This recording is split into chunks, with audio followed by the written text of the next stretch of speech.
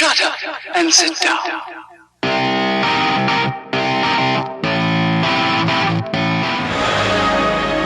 In the 1970s, the sport of rallying had changed from gentle road-going competition to high-speed action. It was faster, more glamorous, and much more specialized than ever before. The start of an exciting age for a very exciting sport.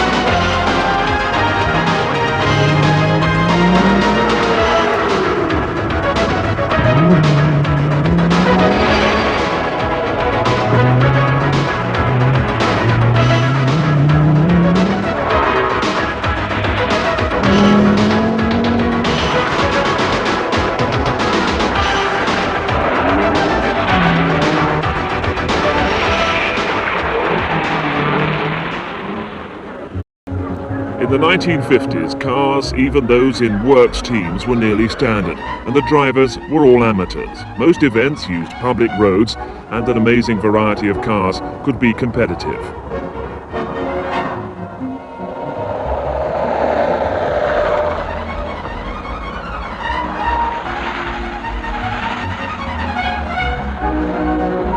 Because famous rallies like the Monte Carlo used very few speed tests, and there was often a bit of circuit racing to sort out a result, you could go rallying in an Aston Martin, a Ford Zephyr, a Mark 7 Jaguar, or a Sunbeam Tiger, and still hope for success.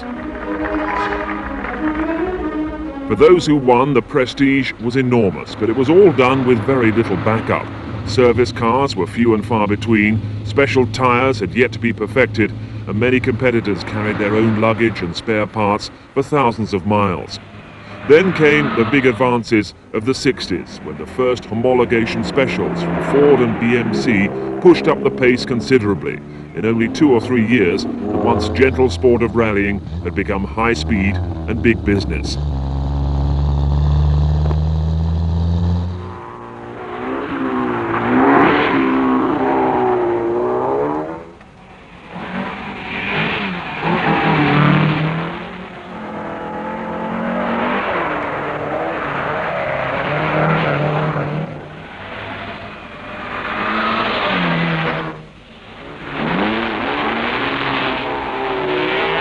Early in the 1970s, 2 rear-engined rally cars, the Porsche 911 and the Alpine Renault, dominated top-class events. Most of the classic tarmac rallies of the 1960s had gone, displaced by special stage events using low-grip tracks. Lots of power, good traction and lightweight were all needed on stages which used loose surfaces ploughed through mud or skated across the snow and ice of World Championship events. Even though its front-engine rear-drive layout was not ideal for the new breed of events, Ford's Escort RS 1600 was still a winner all over the world. It was only at the start of a long and successful career which would completely span the exciting 70s.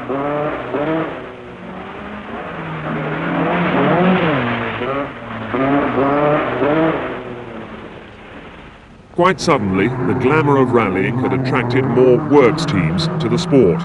Facing up to Porsche, Alpine Renault and Ford were Lancia with its nimble front-wheel drive Fulvia HFs, and Saab, whose front-drive V4 saloons made up for a lack of power by being strong and bravely driven. There were 2 new teams. Fiat got started by using front-engined 124 Sport Spiders. They soon evolved a special in the 124 Abarth Spider that had bigger and more ambitious ideas for the future. Datsun of Japan also set up a European team. Their attractive, heavy but brutally fast 240Z coupes were real crowd pleasers. They had a character which reminded so many people of the great days of the Austin Healey 3000s. Three famous cars had already disappeared. The great days of the Mini Cooper S, which won 3 Monte Carlo rallies, were over. BMC's famous saloons, which handled so well and were so astonishingly fast, had run out of development potential.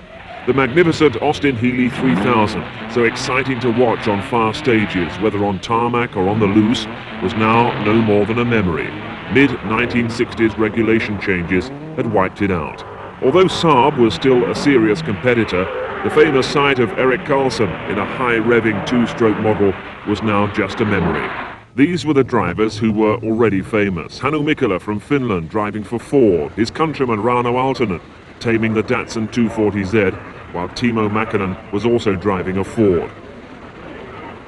Stig Blomqvist from Sweden was faithful to Saab, while Britain's Roger Clark was successful with the Escort.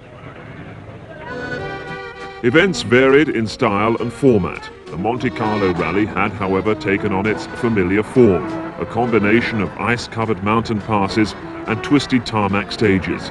Yet the spark and professionalism were still missing.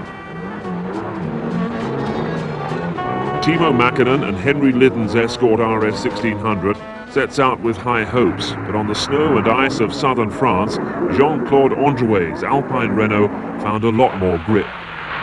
Compared with the 1990s, there didn't seem to be many spectators, but GM drivers such as Nasinius and Kulang were more interested in taming their automatic transmission Opel Asconas than playing to the crowd. The drivers might not have worn fireproof overalls, but they were still trying very hard indeed. Everyone was sideways over the top of the Col de Turini, and the TV crews were there in force. But at the end of the night, Alpine Renaults took first, second and third places.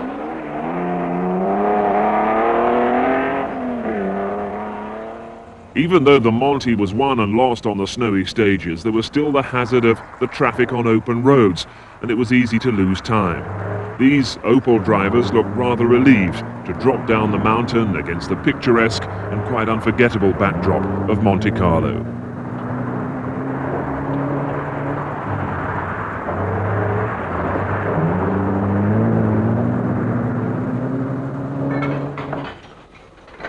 This particular Monte in 1973 was honoured by being the first official World Championship rally, and the press were accordingly entertained. Future stars appeared on the readout, but the winner was Jean-Claude Androuet with his lady co-driver.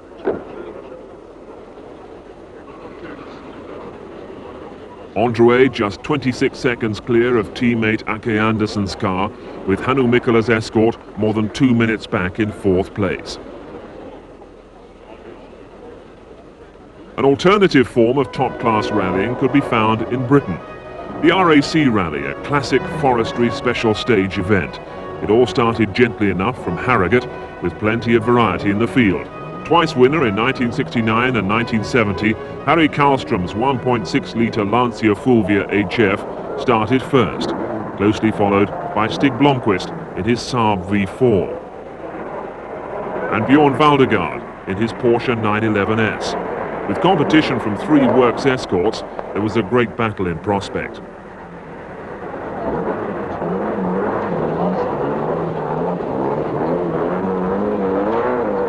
Ford's Bill Barnett, along with mechanics Mick Jones and Don Partington, had already planned ahead, but no one could have forecast the awful weather conditions to come. At Castle Howard in North Yorkshire, the tracks were icy, but there was still quite a lot of grip. The factory-prepared Escorts, car number 6 was Roger Clark's RS 1600, seemed to make heavy weather of it all. Four-wheel drive would certainly have been very useful in these conditions, but no one gave it a second thought. 2 reasons. One was that there was no compact four-wheel drive cars on the market, and the other was that such layouts were banned from rallying until 1979. One aspect of the RAC Rally, the spectator stages, generally considered to be the easiest of the special stages, but Peter Clark made Woburn appear very difficult.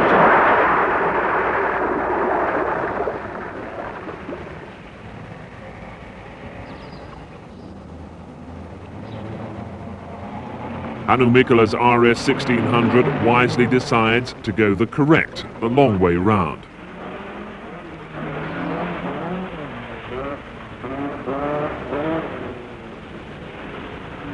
While Gunnar Blomqvist's Capri had its own ideas of the right way to get to the end of the stage.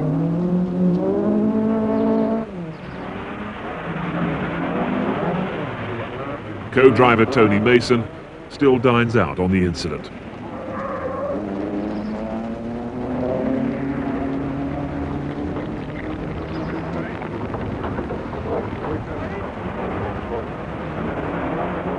From the spectator stages to the forests of Britain, it's here that the RAC Rally has gained its reputation as the most grueling rally in the world. Local knowledge was essential as pace notes were forbidden, this being one of the world's few blind rallies. Here in Yorkshire, as ever, it was very slippery under the trees, and some cars inevitably came to grief. Tony Fall, who became Opel's motorsport supremo later in the 70s, lost control of his big Datsun 240Z, and this was the result. We were coming down this 8-mile stage and we had a puncture on the rear wheel. We weren't particularly worried about this. We had done half the distance and we thought we could get to the end of the stage without any problems. I was descending a long hill to a very slight T-junction at the bottom, and unfortunately, with the flat tyre, the car didn't respond in the way I expected it. The forests of Yorkshire having taken their toll, the rally moves to Scotland, where the snow closes in. The special stages hadn't been ploughed, and the rally cars weren't allowed to use studded tyres. It's a miracle, therefore, that cars like Trombotto's Fiat 124 Spider could keep going at all, though Roger Clark's Escort showed no signs of giving in to the weather.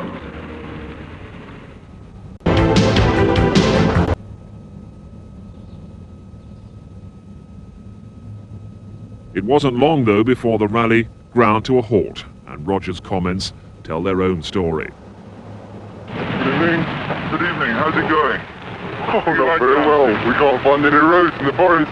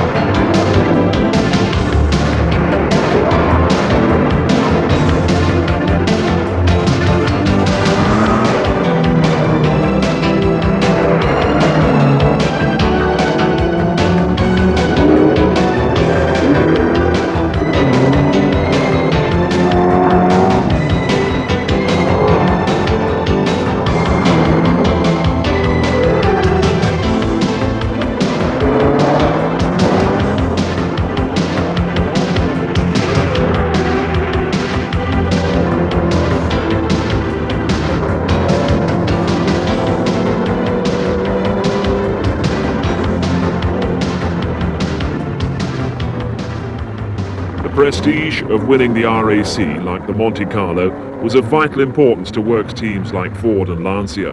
Budgets were increasing, and hence the pressure on drivers like Timo Mäkinen and Roger Clark was starting to show.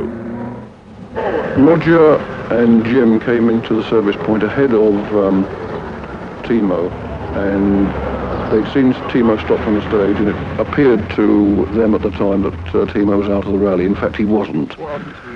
We stayed at the service point for about half an hour, three-quarters of an hour later, and Timo suddenly came screaming in. The car's gone fabulously. All I'm a bit niggled is the sort of stupid, false reporting that's been going on by BBC included. What do you mean by that? Today's papers said that we had smashed our gearbox to pieces, which is utter rot. You had some damage to the gearbox, hadn't you? None whatsoever. This is what annoyed us. We stopped on a stage, yes, we had selector trouble. We just jammed the, well, you can't, I can't explain it very well. We jammed the gear really between second and third, and we couldn't get it out. That was all. Service facilities and team communications were still very rudimentary. Timo Mäkinen eventually caught up with the news, getting together with Hannu Mikkola, Stuart Turner and Bill Barnett at a service, but none of them could catch the flying Blomqvist.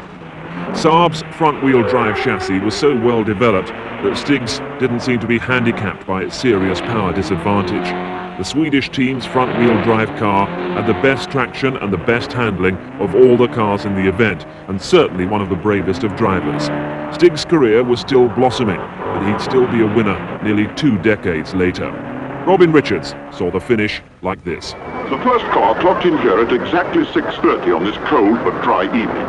For the 5th time in 10 years, victory has gone to a Swedish Saab, this time driven by Stig Blomqvist and Arne Hertz, both Swedes aged 25 years. Second place in this provisional order goes to another Swede, Bo Voldegard in a Porsche, prize winner of the Monte Carlo Rally. Third is Carl Arrhenius, another Swede in another Saab, followed by Hannu Mikkola and Gunnar Palm. Arrhenius moved up to third ahead of Mikkola in the last 100 miles. Timo Mäkinen of Finland, with Britain's Henry Litton as his navigator, brought his Ford Escort into 5th place. The best placed British car looks like being the Ford Escort of Roger Clark and Jim Porter in 12th place.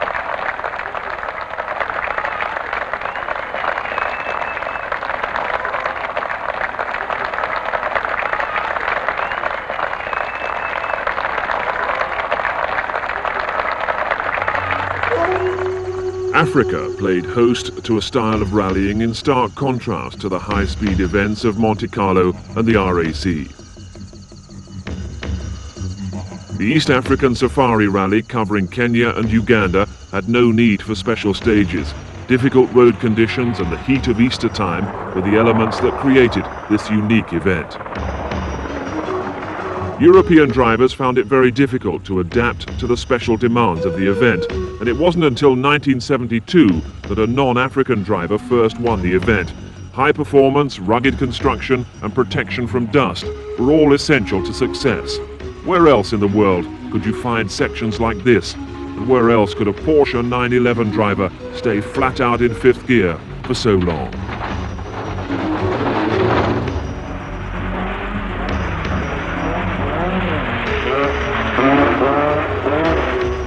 Deep in the bush, though, cars often had to pick their way from hole to hole and ridge to ridge. It wasn't enough to rely upon outright horsepower if you were likely to break the car on boulders. This was where local knowledge was so important and why a detailed recce was vital. It also explains why old-fashioned Datsuns and steady but reliable Peugeots were still competitive. There was nothing ordinary and nothing conventional about the Safari.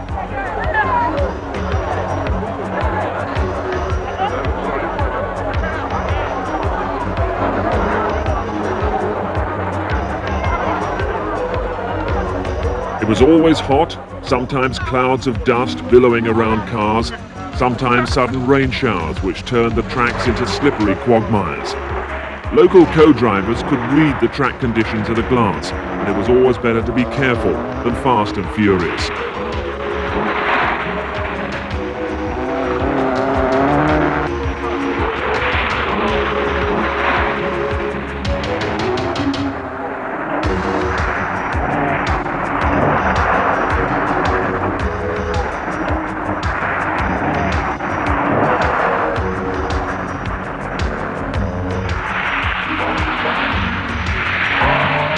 Since its inception in 1953, there have been no less than 16 Kenyan winners. With no overall winner in 1958, it wasn't until 1966 and 67 that Shankland in his Peugeot 404 interrupted the Kenyan domination.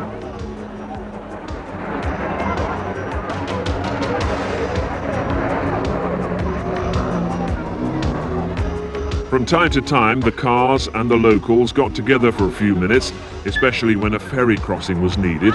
Only one car at a time, mind you, and nothing more advanced than manual labour to drag the craft across the river. Work out for yourselves how long it takes to deal with an entire field. Minutes, not seconds, are lost on occasions like this. In 1972, though, the safari myth was broken when Finland's Hannu Mikkola and co-driver Gunnar Palm from Sweden became the first Europeans to win the event. So rallying took no single form in the early 1970s. Apart from the classic special stage events and the safari, there were marathons. Even back in '68, the first of these was the London to Sydney, crossing through Asia and the Australian deserts. The most famous of all, no question, was the Daily Mirror World Cup Rally of 1970, which took 5 weeks to reach Mexico City from London. Star drivers like Roger Clark, Timo Mäkinen, Rauno Aaltonen, Henry Lydon, Hannu Mikkola, and even football star Jimmy Greaves all battled through the mountains of Europe, the deserts of Patagonia, and the high peaks of Bolivia and Peru. Marathons like this attracted a great variety of cars. London to Mexico not only attracted familiar works machinery, but private owners who carried their spares on the roof.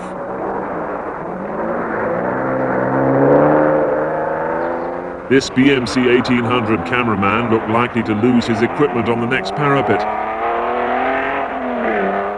And the two complex Citroën DS19s stayed together for much of the way.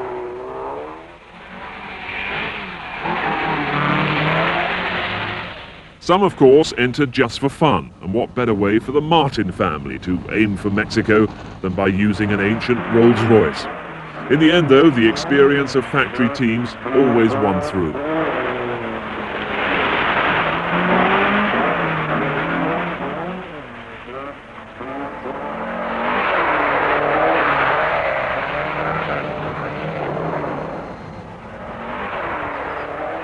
In Mexico City, after 16,000 miles, it would be a familiar scene.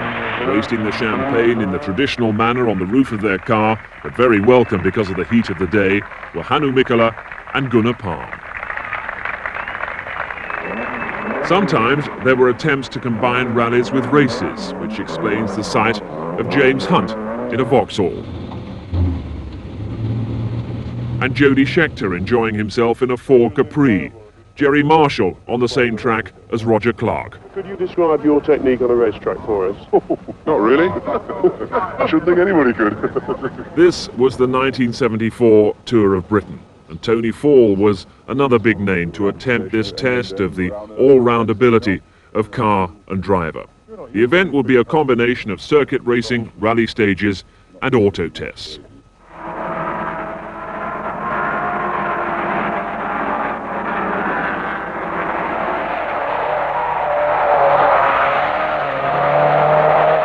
No practice had been allowed, which meant that some drivers found the right way and some the wrong way to tackle the stages.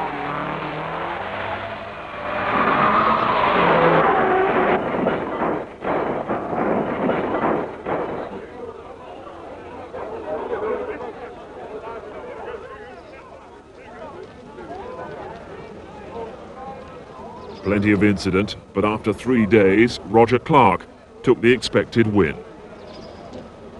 Bloody good. He's a very fine fella. I'm most impressed playing all those racing drivers. Oh, it's not fun. There you go. Shall I open it? See how much pleasure I'm going to get out of this.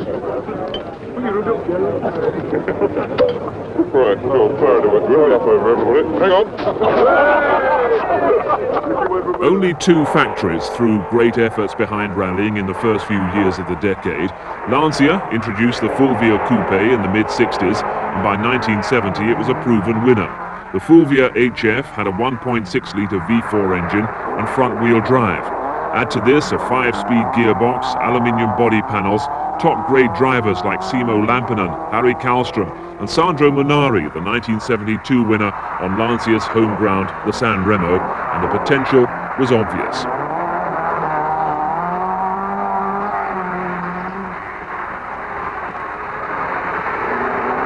The second factory, Alpine Renault, was completely different, run on Gallic flair and emotion. The ultralight rear-engine cars had been fragile in the 1960s, but Jean Rodellet's Dieppe-based team made steady refinement to the rear-wheel drive glass fiber bodywork machines. The Alpines were best of all where grip was low, which explains why they won so many loose surface or icy road events, but they were also very effective on tarmac. Their handling featured lots of tail-out oversteer, and drivers like Jean Venatier and Jean-Pierre Nicolas were real heroes. Ford specialized in the UK and Scandinavia. The Escorts were based at Boreham, and with many variations were competitive from 1968 right through the early 1980s.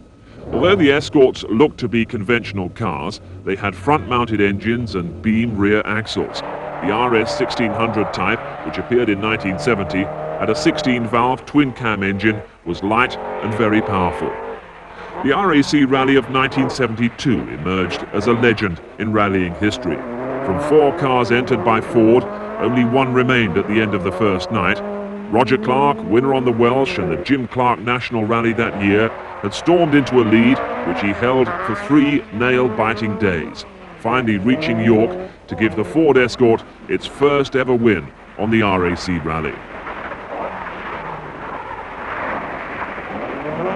It was the first of a windfall of RAC victories, 8 consecutive wins for the Ford Escort RS.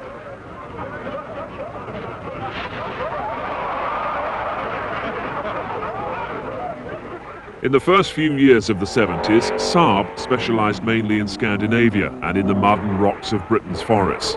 Stig Blomqvist, in addition to his RAC win in 1971, claimed the Thousand Lakes in Finland and a hat-trick of wins in Sweden. Saab, like Lancia, prepared cars with exceptional handling, but they were soft-sprung and short of power compared to their rivals. Inevitably, the Saab 96 V4 was nearing the end of its life as a serious international competitor.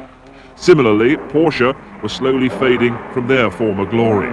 Twice Monte Carlo winner in the 60s and in 1970, Porsche were unable to meet the challenge of the new generation of cars. Cars like the Lancia Stratus were waiting in the wings. Keeping in touch, Datsun's 240Z Sports Coupe, which made its name by winning the Safari Rally twice in 1971 and 1973. Drivers Hermann and Mehta. The new works team for the 1970s came from Fiat of Turin. The 124 Spider Abarth, developed from the 124 Sport Spider, attracted star drivers like Marco Allen and Hannu Mikkola. The Fiat team had become a serious long-term effort.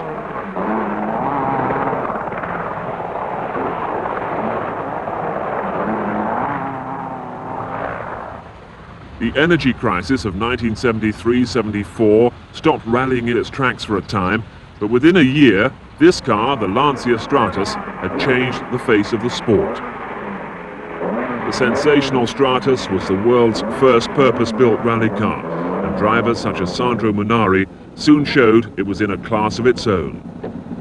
World champions from 74 to 76, the Stratus was the car by which every team measured 76. The Stratus was the car by which every team measured their standards. It was a stubby but beautiful machine which was equally at home on tarmac or on loose tracks. It was faster than all its rivals, had better traction, and it was extremely versatile. Its 4-cam Ferrari V6 engine was behind the seats, driving the rear wheels, and it had glass fiber bodywork.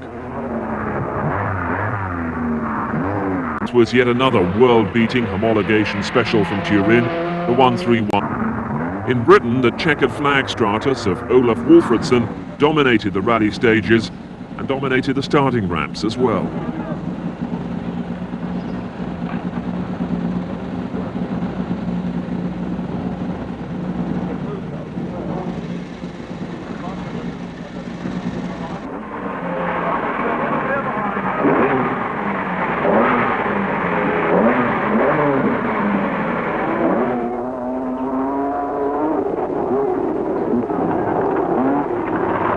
There were no compromises with the amazing Stratus, which was just as much at home in the dust of a rough rally as on the tarmac stages of Europe.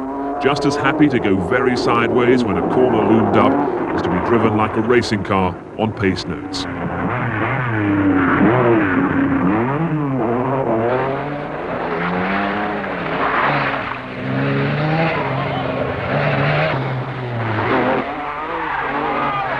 Stratos wasn't easy to drive. The tail-heavy machine, 3 times world champion, was unable to ever win the much sought-after RAC Rally.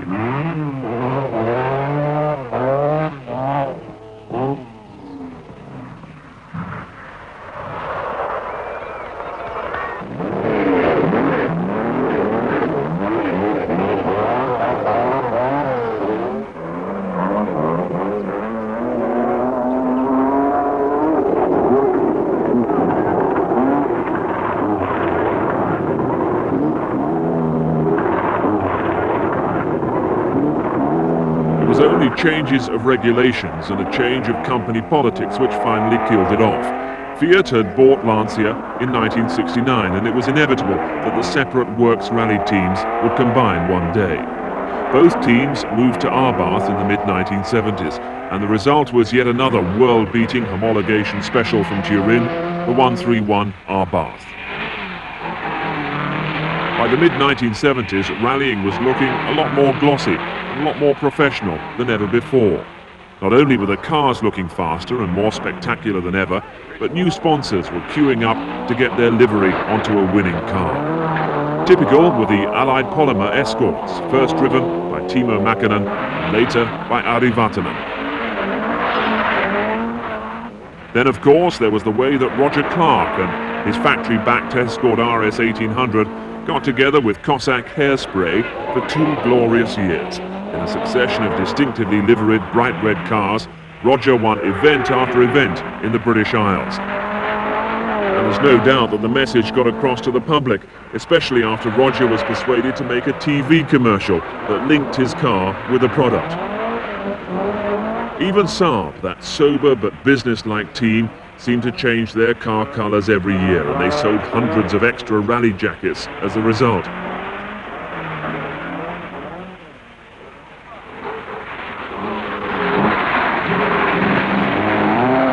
The new personalities and the new colours came thick and fast. One entertaining new character, Ari Vatanen, competing here on the British Championship of 1976. His exciting and aggressive style would be tamed in a few years, and obviously he was World Championship material. David Sutton built the best non-works escorts in the world, and he also had an eye for new talent. This was Pentti Riikola, 1976 Scottish Rally, the start of his long career.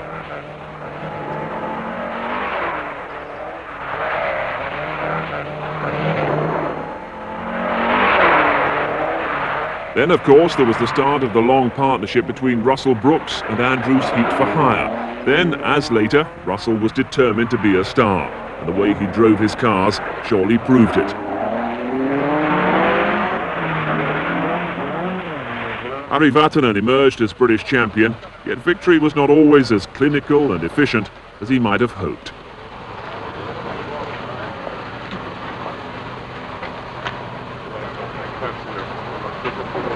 They've got an axle in their car, sorry. What does it make? Cram and pinion. What's your problem? This, Oh, well, never broken, no one carries. was it brought on the stage? Yes. Did you stop in the stage? No, we didn't stop still. We just came rolling down and still we have sent us also. Oh, well, you're okay. Yeah, on that one, but we can't carry on for me. Well, why can't you change it? I think that's another one. We haven't got any spare one. Ah, No one has got, that's right. you see. Well, that's a simple answer. It's a component which has never broken before in a British rally, so we don't count them as spares. It's not a particularly common component. It's part out of the 3-litre Capri, part of the back axle, also part obviously of the BDA back axle. We can't find one at the moment, but we're still looking. So what length will you go to get one? Oh, we'll carry on looking as hard as we can, you know. We'll find a parked car and ask the owner if we can take his axle out of it and try that. We'll try anything. Well, have a drove in the road in that Commodore so you can see somebody with a 3-litre Capri then. Yeah, that's the best bit. What's this one? That is a 3-litre. Yes, it is 3-litre. So the only way to find a spare was to stop a passing spectator. We have a technical problem. A 3-litre Capri did.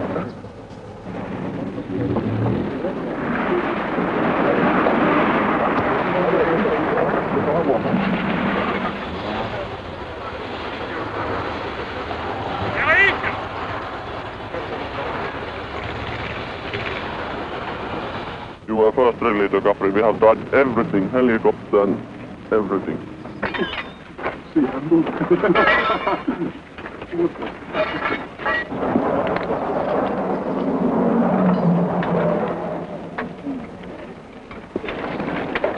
Ready to go. Can I start? Yes.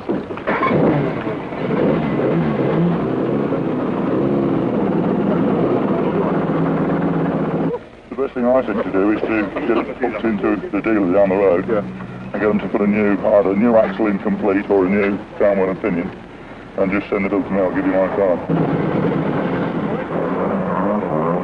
The combination of a production back axle and rally gearing will produce some rather interesting acceleration characteristics. The mid-1970s, though, was a time when the cars were very exciting to watch, when the competition was intense and when the spectators clearly loved the action. Was it a golden age? It seemed so at the time, for rally cars were still quite cheap, the weather usually seemed to be glorious, and there was plenty of glamour to be found on the fast and flowing stages.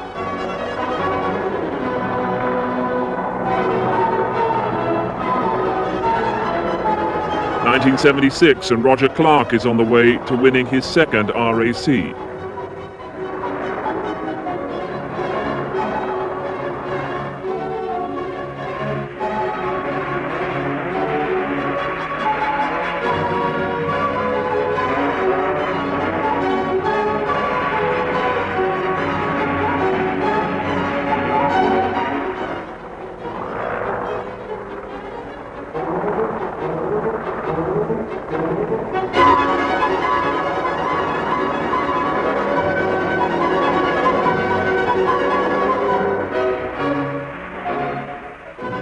In 1977 and 1978, the World Rally Championship came of age, with Fiat and Ford battling it out for victory. This was the time when Lancia Stratos had been retired, when it was still an outright winner all around the world. Teams like Saab, always crowd pleasers, were left really gasping by the pace, but their turbocharged car was on the way.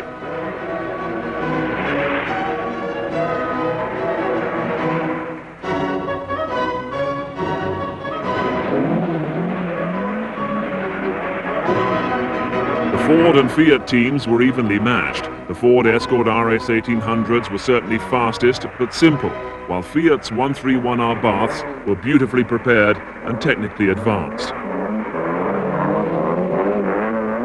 Ford drivers like Bjorn Valdegard and Hannu Mikkola were already superstars, but Fiat matched this with Marco Allen, a rising star in his own right. And they matched it also with extravagant budgets and with entries in events all around the world. There was an element of horses for courses in this battle, for while Ford was supreme on loose surfaces, Fiat were usually victorious on tarmac. Usually it went according to the book, but sometimes there were surprises, as for instance when Kyösti Hämäläinen won the Thousand Lakes for Ford in 1977. In 77, together with Bjorn Valdegard, Ford's major effort was made in the Safari Rally. Fiat didn't enter, so 4 Escorts started a hot and dusty event, knowing that their main rivals were Mitsubishi and Peugeot.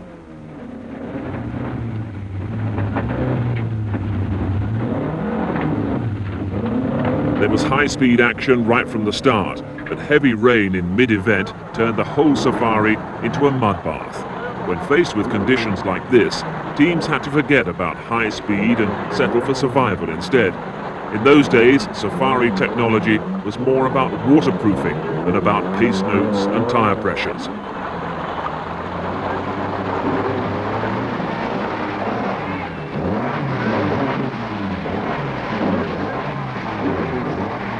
There's nothing quite as slippery as Kenyan mud, as Jean-Pierre Nicolas' Peugeot demonstrates at this control.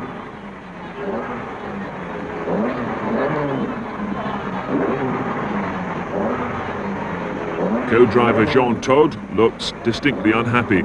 It's all a far cry from the glory days as Peugeot's motorsport director, which would follow a few years later.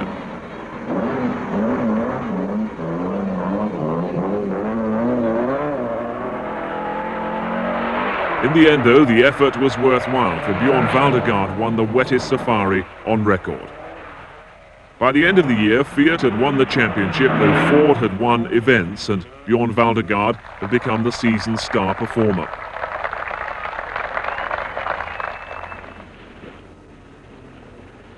Driving a brand new car supported by British Airways sponsorship, he dominated the Lombard RAC Rally from beginning to end, whether it was on the twisty tarmac of sections like the Great Orme or on the long, flowing and slippery forest stages of central Wales. Valdegaard, like other great drivers of this period, enjoyed pushing the nimble Escort to its limits. It was a sort of car that seemed to enjoy going sideways in perfect control. Roger Clark once said that as long as he wasn't watching the road out of the back window, he knew everything would be okay. It was a rugged machine which could deal with all types of rough going, and one which barked its way to hundreds of victories.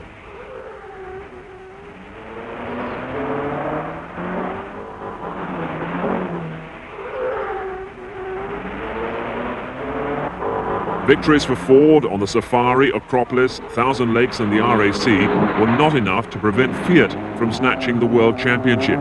Fiat's 5 wins had come from 5 different drivers: Allen, Bacelli, Salonen, Androuet and Darniche, which showed the versatility of the team compared to the virtual one-man show of Ford.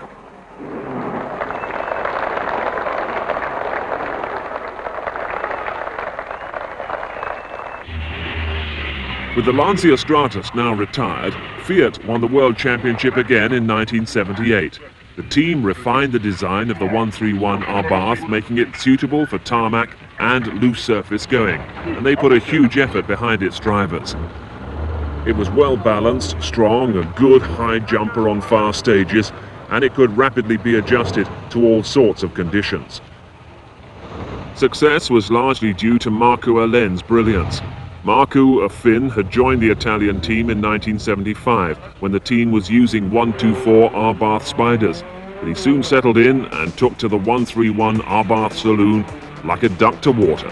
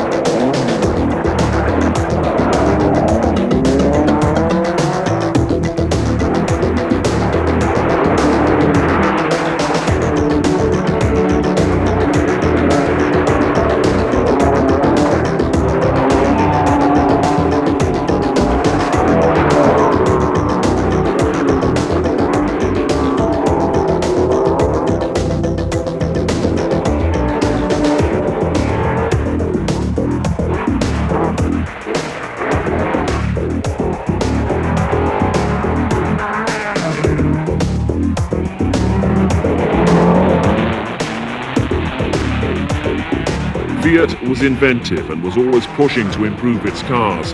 How about this novel little tweak to help the traction? For the Lombard RAC Rally of 1978, Fiat modified Walter Rawls' car by putting the co-driver's seat in the middle of the rear compartment. That was a change outlawed after only one rally, but full marks to Fiat for trying.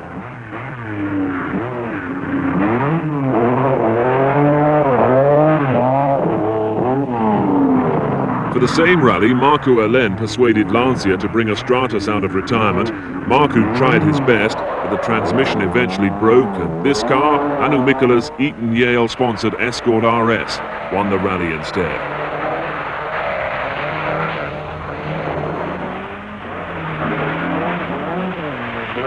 It was another example of Ford's versatility. A strike at the factory meant that works cars couldn't be entered, so the team drivers were lent out to private teams. Mikkola drove for David Sutton. The car was as good as anything that Borum could provide, and you can see how delighted Hannu and Arnie Hertz were by the result.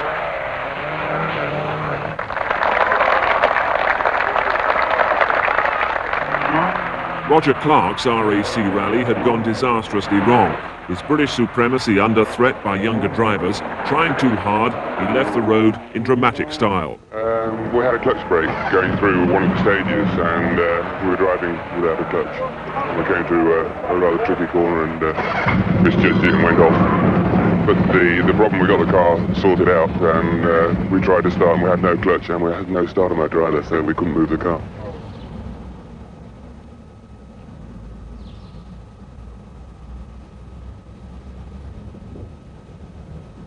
By this time, too, there was a new shape in European rallying, the Vauxhall Chevette HS. Dealer team Vauxhall, determined to beat Ford in motorsport, had inspired the birth of the 16-valve twin-cam engine Chevette and had hired Blydenstein Racing to develop it for rallying. Operating from Shepworth near Cambridge, the team made the small and nimble hatchback into a formidable rally car, with Finland's Pentti Riikola carrying out much of the testing. The new Chevette became a Group 4 car in November 1976, but less than a year after its launch, it had won its first international rally. It was competitive right from the start, and this famous sequence shows how much Pentti impressed the BBC's Harry Carpenter. Quite a few moments already, when I thought my last moments might have been just around the corner. It seems to me that Pentti is at times going stark staring mad because he's driving around this circuit at speeds which I would consider to be almost suicidal under good conditions. But in fact, he's taking this car around this extraordinary mud-rutted, frozen surface at the most extraordinary speeds, and at times it really is, to me anyway, terrifying, because you're going to bends at speeds where I would think the car is bound to come off the road. Sometimes we hit dips. If I weren't strapped in, I'd be through the roof. I mean, the conditions really are, in my opinion, totally treacherous, and how anybody can throw a car around it, revving all the time, accelerating all the time. I keep thinking, oh, I thought we were going to hit that tree on the left. It really is unbelievable the speeds at which you seem to throw this thing into the corners.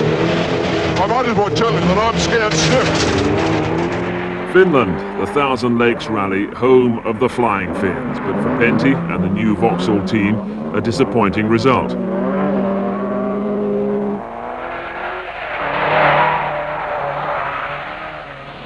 Early mechanical failure prevented the hoped-for impact on the world rally scene, and the disappointment showed on Pentti's face. How much time have you got to spare here, Pentti? No, nothing, Alfie, sorry. Tell me how long. 3 minutes now. The RAC British Rally Championships always generated immense competition. Pentti and his Vauxhall Chevette and Russell Brooks's Ford Escort had a year-long battle, a battle which helped set the pattern for a famous rivalry that continued through the 80s. In 1978, Brooks's Escort seemed to have the measure of the Vauxhall at first, but only seconds ever separated the cars.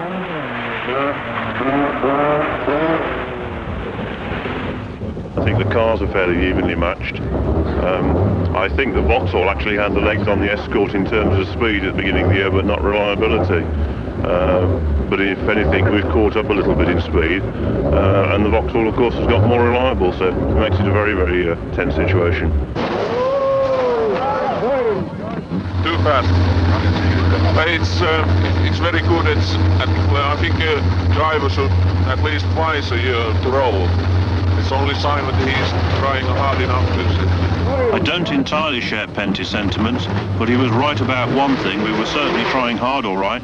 Russell Brooks rolling in the Welsh forests. Pentti had his moments too.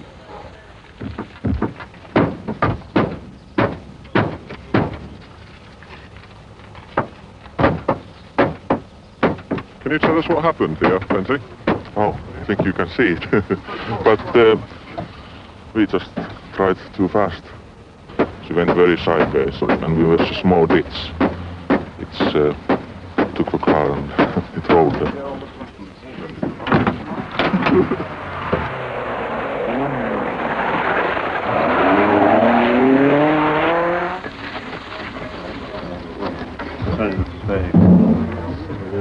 Have you completed your stages yet, Russell? Or have you come in between them? No, we've come in between them because we broke a rear shock absorber and we've also had some more brake trouble. So we cut out in the middle of them to try and get them fixed. This is not our rally.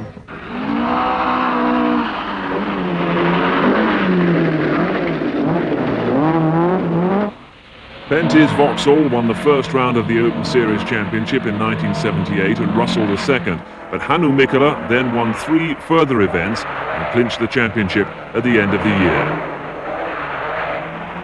Escorts seemed to come in all colours. Ari Vatanen had a car sponsored by Gandhi brake linings.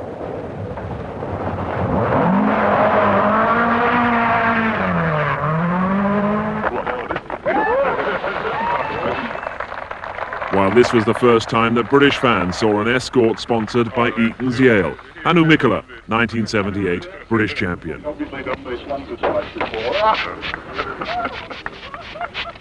British Leyland, which had been out of rallying for some years, came back in the mid-70s, but had to wait 2 or 3 years before their cars could match the pace of the established opposition. Although the Triumph Dolomite Sprint didn't look as extrovert as the Fords and Vauxhalls with which it had to compete, it was a rugged and reliable machine. But managed by John Davenport, the team then started using a new sports car, the TR7, in 1976. Once it got a light alloy V8 engine in 78 and was renamed the TR7 V8, it was possibly the fastest British rally car of all. With Tony Pond as the team star driver, the TR7 V8 was at its best on tarmac. It squatted low, had excellent traction, and it looked, sounded, and was an impressive sight. Although unsuccessful in forestry stage events, TR7 V8s won major events on tarmac in Britain and in Europe. It was only sheer bad luck which stopped the team in its tracks on World Championship rallies like the Tour de Corse.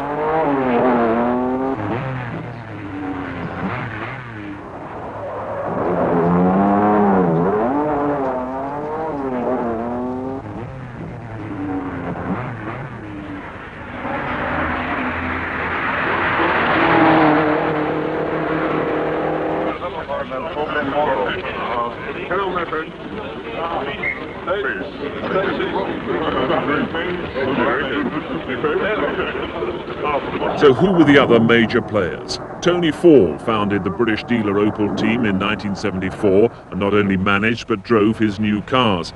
At first the Asconas were too heavy and underpowered, but with Brian Culcheth driving, the Cadet GTE was a very successful Group 1 car. It wasn't long before Tony moved to West Germany to run Opel's European motorsport programs. His first task was to turn the promising Cadet GTE into a pace-setter all over Europe. But for the 1980s, he had ambitious plans for the 16-valve Asconas and Mantles.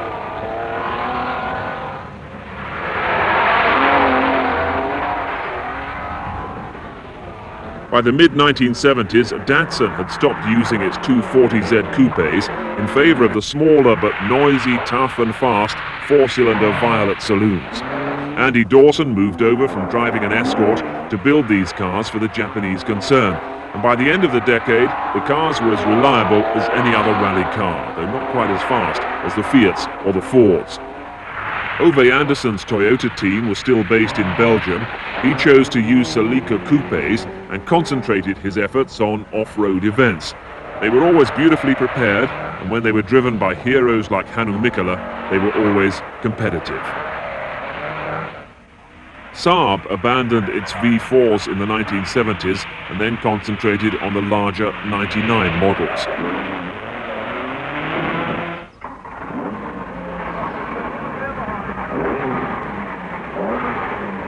Still with front-wheel drive, the turbocharged version was ready by 1978 when stars like Stig Blomqvist and Per Eklund made it go improbably fast. Rallying, in fact, had become a highly professional business, but not everything was going according to plan. Yes, well, the car's quick. If I can learn how to drive it, we'll be all right.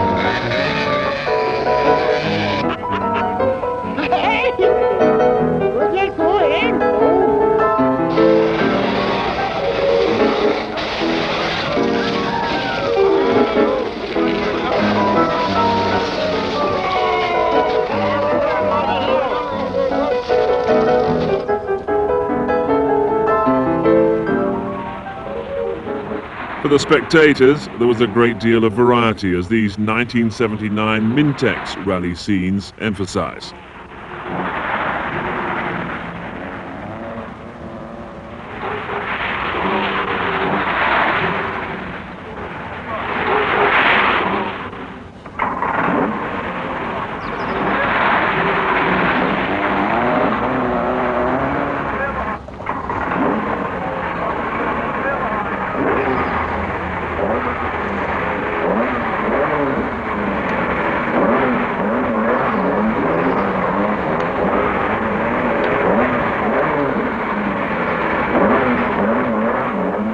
Saab's 99 Turbo was solid, stable and easily controllable, though it was really too heavy to beat the Fiats and Fords on tarmac.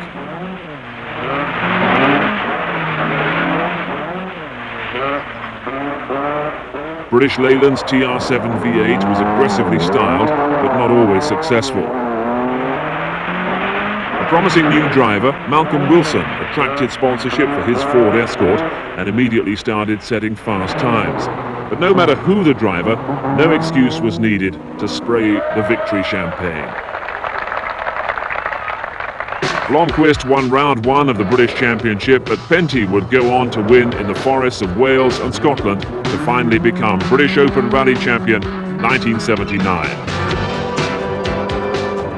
In less than a decade, it seems, rallying had changed from a fun sport to a very professional business. Teams like DTV spent hour upon hour testing their cars, matching engine and suspension settings to tarmac and loose surface conditions. It was time to try one type of tyre against another, time to work on the promotional material, time to go fast just for the hell of it. Practice, they say, makes perfect, and all the top teams did a lot of that.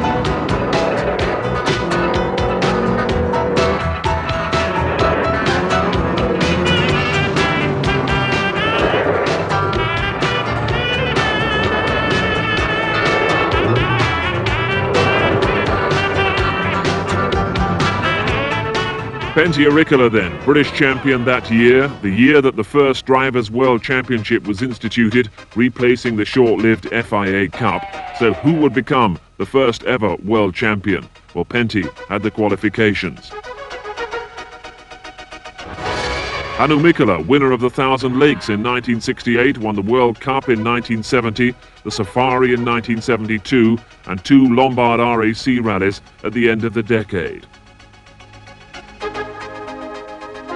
Bjorn Valdegaard won 2 Montes for Porsche, won 3 World Championship rallies in Lancias, and then joined Ford to become their most successful driver in 1977.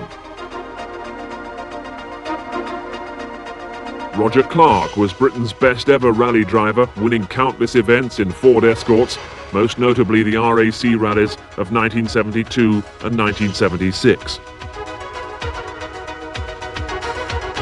Ari Vatanen exploded on the scene in 1975, won the British Open Series in 1976, and joined the World Championship scene a year later.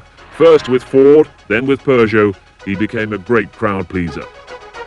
Walter Röhrl, the German, drove for Opel before joining Fiat in 1978. In the next few years, he'd win the World Drivers' Championship twice and the Monte Carlo Rally 4 times.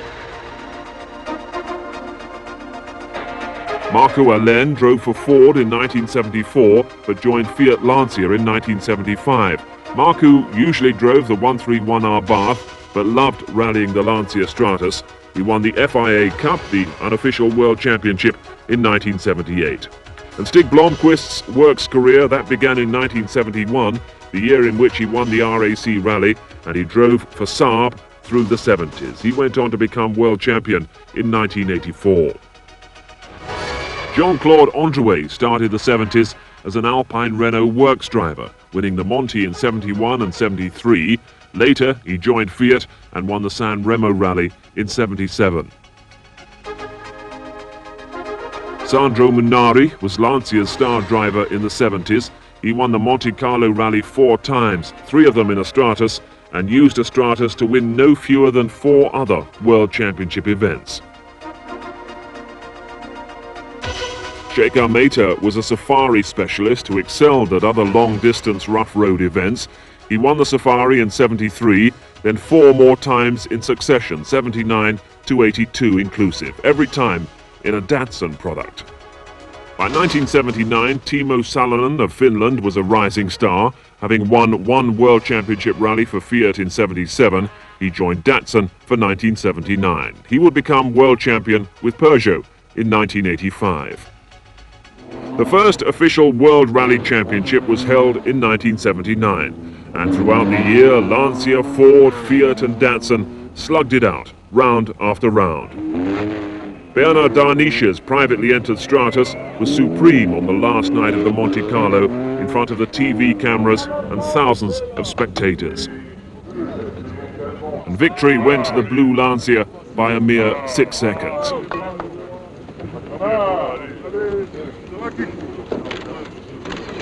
Bjorn Valdegaard had led for 29 out of the 30 stages, but after Bjorn had to stop his car to move boulders which had been placed in the road to stop him, the victory slipped away to Lancia.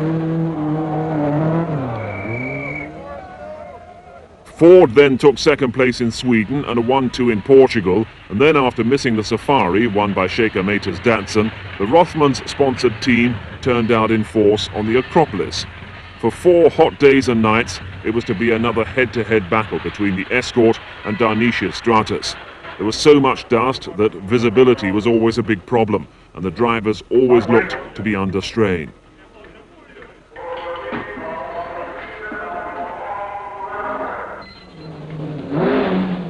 Although Hannu Mikkola had a brand new car for the event, his engine let go after 9 stages, while Roger Clark's car failed a few hours later. After that, there was no time to stand and stare at that wonderful Greek scenery, though by tradition, the rally started under the shadow of the Parthenon itself, in the city of Athens.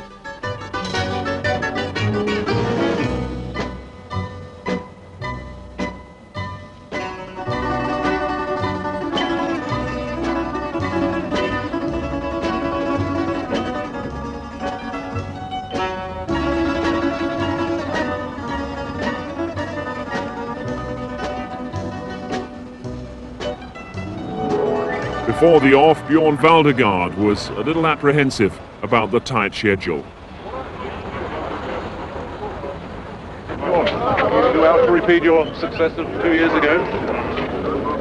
I should like to, but it's a big competition actually, and the timing is very tight on the route sections this year, so we have just to keep the fingers crossed that we don't get into some trouble, then we lose time. It's much tighter than it was when you were here last, is it? Very tough. I feel it is a bit too tough. We have to go flat out even through villages. Although the Escort led right from the start, the gallant Stratus was never far behind. Steady and patient development had made both cars very strong and very fast, whether it was in the choking dust of the countryside or on the incredibly slippery tarmac of the green country roads. Drivers talk about getting a car dancing, and this shows just what they mean by that. The cars are never straight for more than a second or two, but they're always under complete control.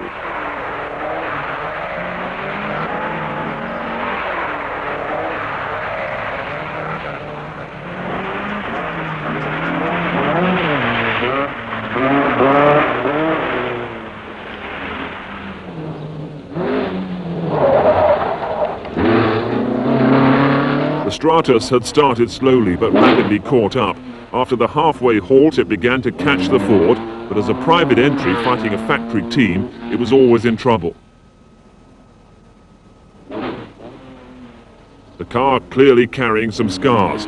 The Stratus sporting a damaged left side and isn't looking as healthy as at the start of the rally. The rough roads of Greece certainly took their toll as both cars repeatedly suffered from concussion punctures.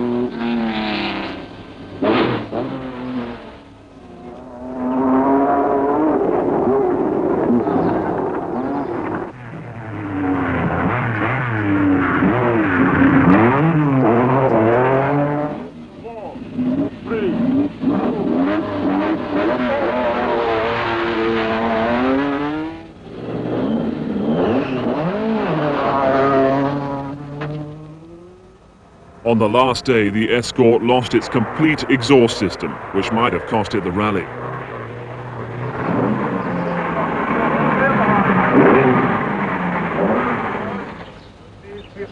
Can you have any exhaust with you?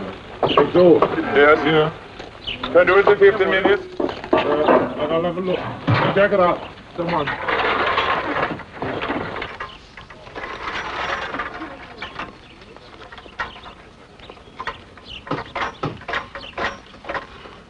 I can put one on, but they won't stay on, that's the problem. Not at all. Well, I'll try and wire it on. Weld it on. I'll finish these tyres off, Gordon, yourself.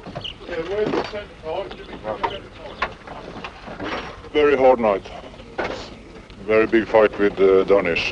You know, I lost time when I had 2 punctures on one stage. And we was equal. And he was really, really fighting until he broke his rear suspension.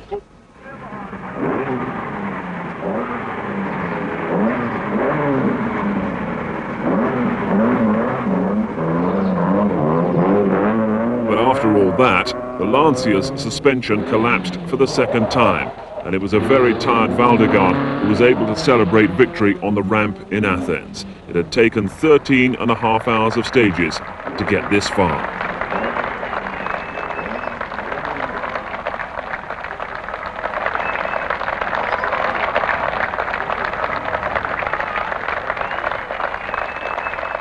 Ford won in New Zealand, Fiat in the Thousand Lakes, and Valdegaard won again for Ford in Canada before the action returned to mainland Europe. Ford had never planned to face Fiat and Lancia on their home ground, the San Remo rally, and one can see why. Some of the rally stages were over dust-clogged tracks, but most were on tarmac. So it was here that Tony Facina's privately financed Jolly Club Lancia Stratus proved to be ideal. This victory, in fact, was a real embarrassment to Fiat, whose 4 131R baths were well beaten. Company politics had seen the unique Stratus prematurely retired at the end of 1977, so that ordinary-looking Fiats could take the limelight. Not much limelight here, but since there was a local boy making good, it was still good news in Italy.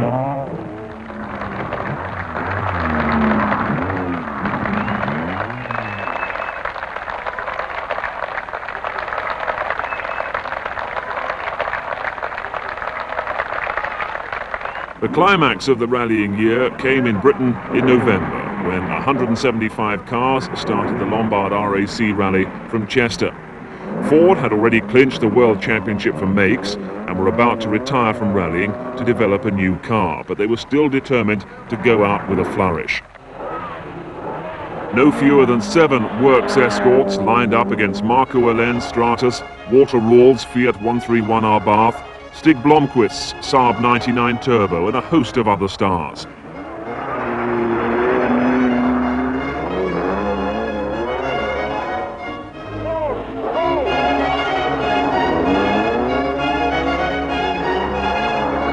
Even on the first special stage in Knowsley Park near Liverpool, the pace was fast and furious.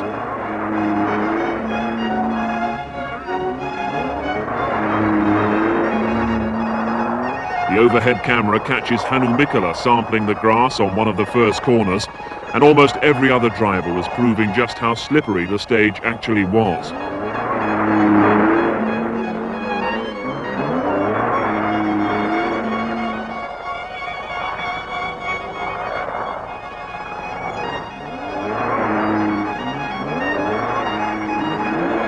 A new combination, Tony Pond and the Talbot Sunbeam Lotus.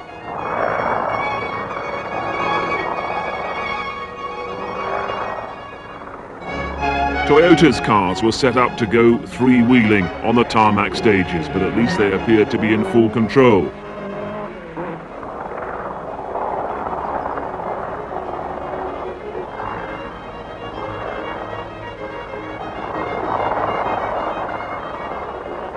That's more than you can say for Shigeo Kaneko's Mazda RX-7, or for Sehiro Fukuda's Datsun Sunny. They should have watched and learned from Marco Allen controlling the Stratus, or Pentti Ricola, the Chevette. but there were others who'd never learn.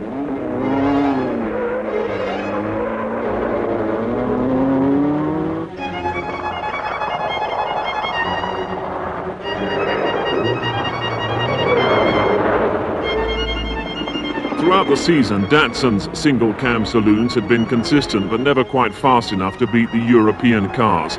In the Lombard RAC Rally, Timo Salonen's 160J and Andy Dawson's sister car went well, while dozens fell out around them. And at half distance, Salonen's car was up to 7th.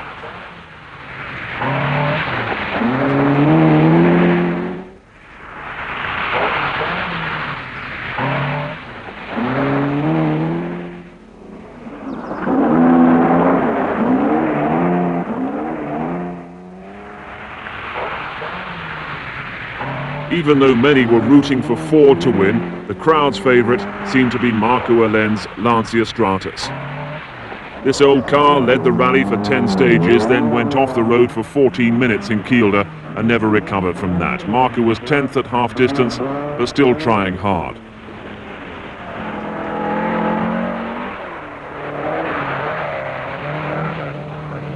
Much of the Lombard RAC Rally runs through the night, usually with fog, often with ice, and the problems intensified. Although Ford's works escorts were in the lead, the team still had problems. All luck I had earlier this year, I think I lost it all this night.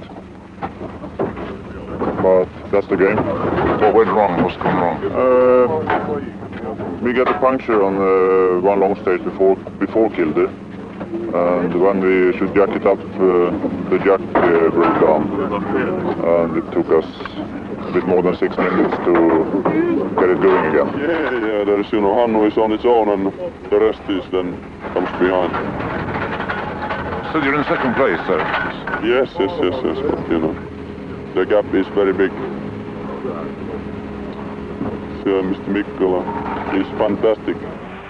The Lake District stages were as spectacular as ever, but rally leader Hannu Mikkola had no time to admire the view. His car led with amazing reliability, though other escorts were having a hard time.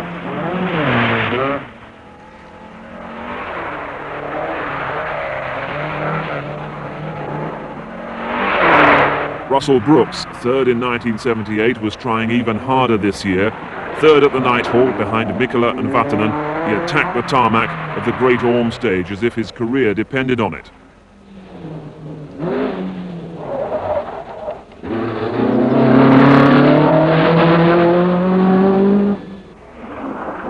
Timo Salonen started the second half of the event at top speed, refusing to let a 70 horsepower power disadvantage get in his way.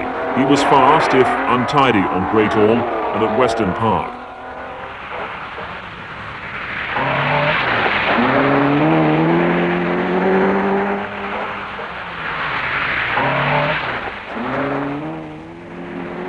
As the rally moved into the last night, this sort of pressure was about to hit Tony Pond's Sunbeam Lotus, which crashed, and Roger Clark's Escort, which blew its engine. After 59 grueling stages, Ford's drivers triumphed in their last event as a team. 4 drivers finished in the top 6, and only Marco Allen's Stratus and Salonen's remarkable Datsun could get among them.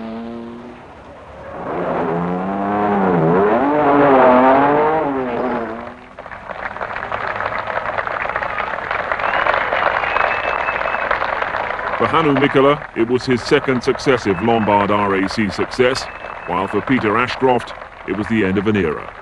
Well, yeah, I'll be sad to see the team, as it is, break up. We all go to somebody else, and the drivers disappear to drive for other manufacturers, obviously.